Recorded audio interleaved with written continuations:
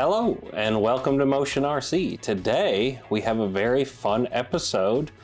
This is going to be the first in the series of getting this Heng Long Tiger to a modeling standard that we haven't done here on the channel before. These tanks are very well built, very well detailed to start with. Very happy with it right out of the box. But if you're somebody that likes to customize, these are a great place to do it from. So today we're going to focus on just the driver for this episode.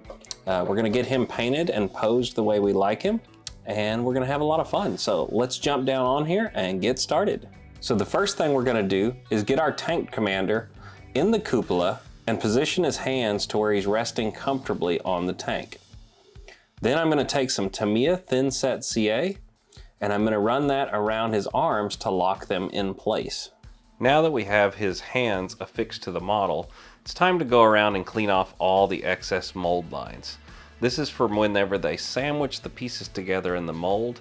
It actually leaves this little line where the plastic kind of splits out. What you need to do is just take kind of an older, dull hobby knife and scrape that along there, and you'll see they just start coming off real easily. Go around and get as much of this as you can. There's going to be a noticeable seam all up the torso, down the arms, and around the head. Once you get that cleaned off, we'll be ready to start doing some filling. So at this point, I've scraped off most of the mold lines that I can see on the model, but there's still gaps all around the figure. And what I'm going to do is all the sprues from previous models I've put in here with a little bit of acetone, and this is called sprue goo. And it's just liquid plastic. We can run it into all the gaps around the model and fill everything in. So as you can see, I took the brush and just lightly dabbed that into any of the cracks you see. Now this model that comes with these Heng Long tanks has some pretty aggressive gaps in there that we're going to need to fill in. So if you take that little slurry and put it on there, it'll be kind of thick at first, but then you can take your Tamiya thin set CA and run that all over the top of it to kind of flow it and smooth it out as best as you can. Now once you have it to where you like it, just let it set up. It takes about an hour for this stuff to harden up and kind of become strong plastic again, and then we can move into sanding the model. So at this point, I've let the model set for around an hour, and all of the filling has dried up. It still has that shiny sheen to it. What I'm going to do now is take some 200 grit sandpaper and just sand the model down to get all those recessed parts smooth so we can get ready for paint. Alright guys, so at this point we have the figure completely sanded, filled, everything we wanted to get done on it to make him look as best as we can at the final result. So at this part we have set up our Benchcraft airbrush to 20 pounds per square inch on the regulator, and we're going to fill this up just using some of this cheap airbrush ready paint off of Amazon. This is just our prime coat, so we just need a nice acrylic base layer, and that's what I'm going to use. We don't have to be too careful here. We just need to make sure everything is black. So fill your airbrush up and start spraying. Now something you can do when you're trying to mix paint up in there is put your finger over the end of the barrel and pull back a little bit, and it will start to bubble, and that will mix around all your paints inside of this.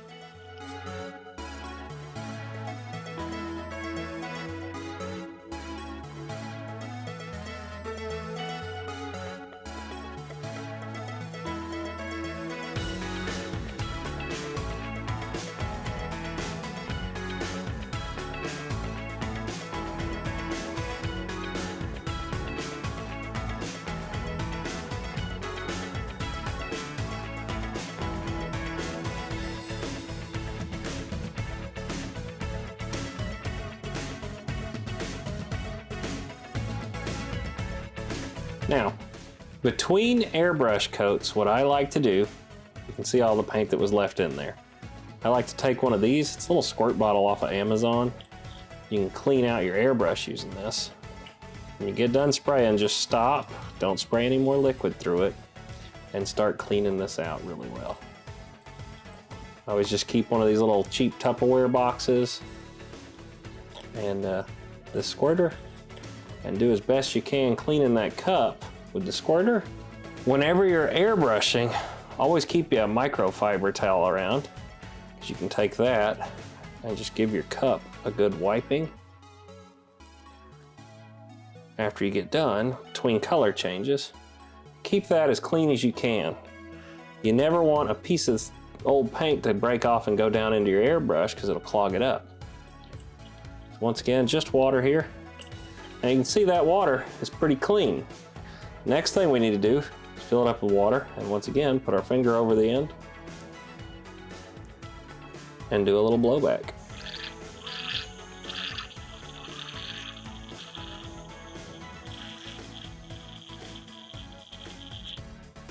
You can see that water's now all black again. That cleans the barrel up here in the airbrush. And lastly, I just put a little water in it and spray it under the table or off to the side if you got somewhere to put it at, but I just spray that clean water until I know I've got a good clean spray pattern. But I spray it under my table. You can spray it wherever you'd like. The other thing you might want to check, if you take the end off of your Benchcraft airbrush, this little nozzle can get dirty. If you got that thing, just be careful not to bend that needle. You can take and wipe that off also. This little needle is very easy to bend, so be very careful when cleaning it off with a rag. Now we grab some more paint, shake it up, and onward to the next color. All right, so for this part, we're gonna take pure white. We're gonna spray from the top down, rotating the model, and this is gonna leave a nice shadowy effect all over the model. This is called a Zenithal highlight, and this is gonna simulate sun hitting your model and actually light up all the places that would normally be hit by light. So now we can set him aside, and we can see that effect now on the model, whereas all the shadows and the highlights are kind of just naturally going to pop out on it. Now, I've used a lot of different brushes on models over the years, and I've really come to love these Army Painter brushes. You can get a whole set of these for about 30 bucks on Amazon. The Army Painter has a very good line of paints also. That's what I'm going to be using today. We don't sell them here, but at this time, but yeah, I'm going to use the speed paint, which is a transparent paint for a lot of this model that'll let that white layer underneath shine through. And that's what we're going to be using. And then I've got the standard paint line, which is less opaque, so it doesn't let the light go through as much. Now what we're going to do first is we're going to pick out the details in his eyes. Now we need to go on and paint both of his irises white. And the reason we do this before we put any of the other colors on is it's easier to clean up around the eye than it is to paint the face and then do the eyes and make a mistake and clean up around the eyes. So like I said, we're gonna paint his pupils white first to start with. So now that you have your white irises, it's time to do our black lines in their eyes. Now, the reason we do a line is to give that definition of separation between the two colors. So I do a straight line from the top down, as easy as I can. If you make a mistake and your figure comes out cross-eyed, no big deal, paint over it with the white, then reapply your black. And you'll get the eyes right after a couple tries. Once you've done it a few times, you can do this really easily, but your first time, you may have to redo this.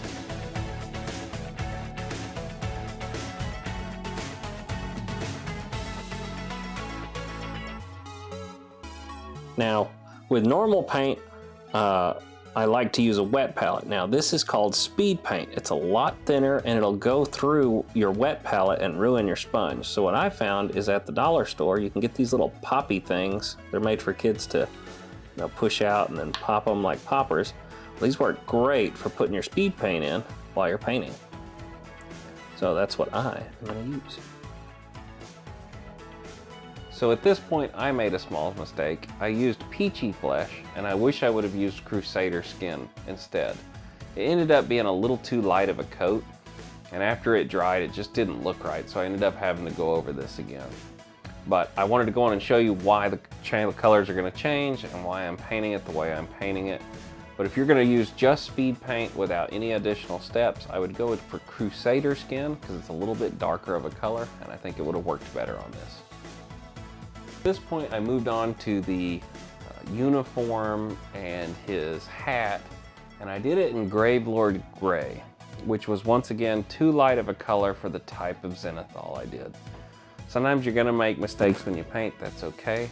If you're going to do this same way and just do them in one color, I would tell you to do Grim Black on this one instead for your speed paint color. It'll be a lot darker over that white Zenithal, and it'll make it look a lot better. The other thing you can do if you want to use the same colors from this video is just prime in gray instead of the white. The white is just too much of a pop for these transparent colors to keep them this light. As we move down, I'm going to go on and paint this section blue before I do the gray, just because I think it'll be a little easier on his shirt.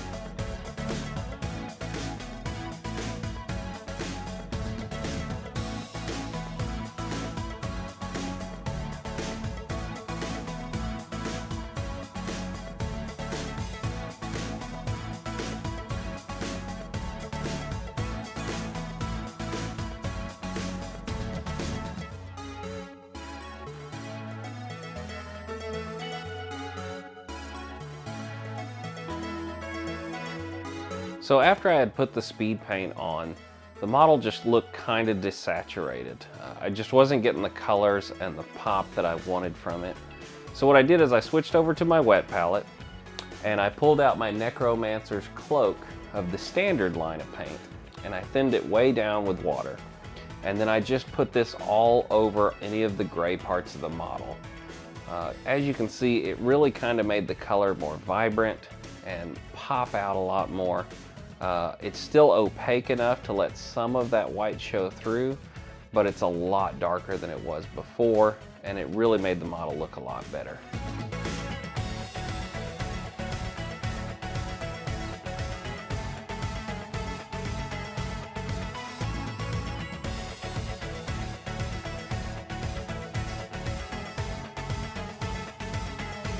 So now that we have all the gray established, it's time to pick out the belt.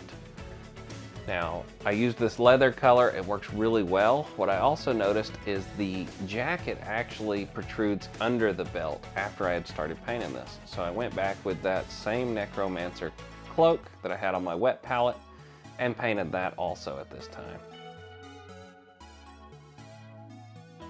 So at this point, I noticed that the hands and the face were very desaturated also. And after painting all of the jacket, I noticed that this really needed an extra step on here too. So we grabbed the barbarian flesh, put it down to a consistency around skimmed milk, just by adding a couple drops of water to it on the wet palette. And then we put that around the face. Being careful not to paint over our eyes, and then around the lips, make sure it doesn't go into his mouth. You want to keep that dark color in there that separates the two. It really helps to make that pop out. And this will also get rid of some of the tide marks and things that are left behind from your speed paint. Same thing on the hands. Go on and put that all around his hand, brighten it up. You'll see at the bottom that it's kind of stayed really black. This will help kind of bring those colors up a little bit.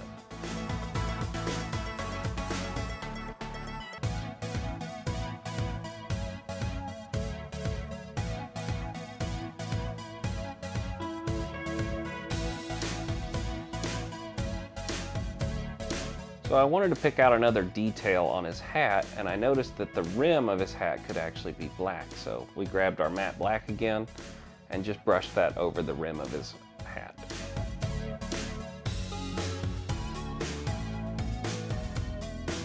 So now that we'd painted all those layers over his skin, I wanted to do another wash layer just to give it a little more definition. So I grabbed my Crusader skin and I just washed that all over any parts of the model that have flesh showing.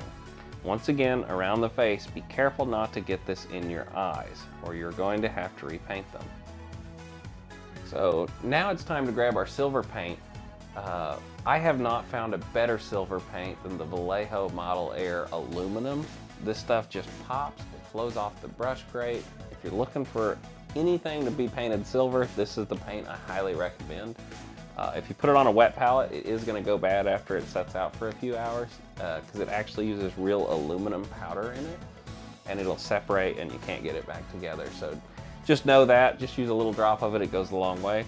I picked out all of his little crosses and silver medals around the uniform with this, the Iron Eagles on it, on his hat, on his jacket, everywhere around there to get that silver pop.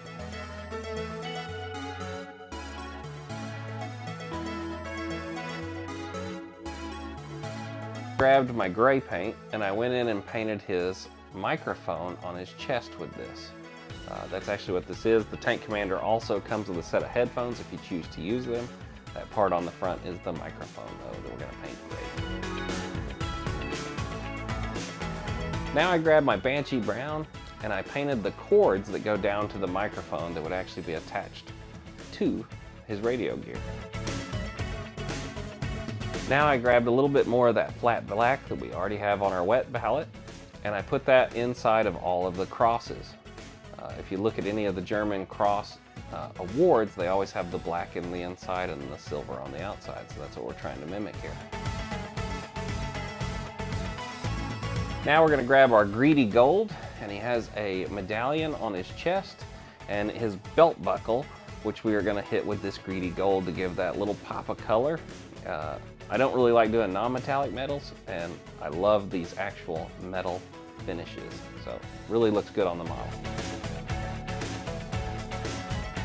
So now we need to get a really sharp brush out and mix up some pure red to do his epaulets on his jacket and his shoulders. What we're going to do is just kind of edge highlight these to leave a little red line around the outside of each of these just to make that detail pop out a little bit more. Grab my Citadel Agrax Earthshade at this point and just kind of washed it over his hair. This just gave it a little bit of color and kept some of those subtle highlights from the Zenithal. Made it look really good. This just goes down into all the recesses and pools there and gives it that nice little tint. Well, there you have it, guys. The German Commander's all painted up and looking beautiful. If you are interested in getting this model, he does come with any Heng Long tank available at motionrc.com. Just go over there and check it out. If you get the US version, I've also done a video in the past of our US tank commanders. And as always, whether it's air, land, or sea, you can get it right here at Motion RC. See you in the next video, guys. Bye.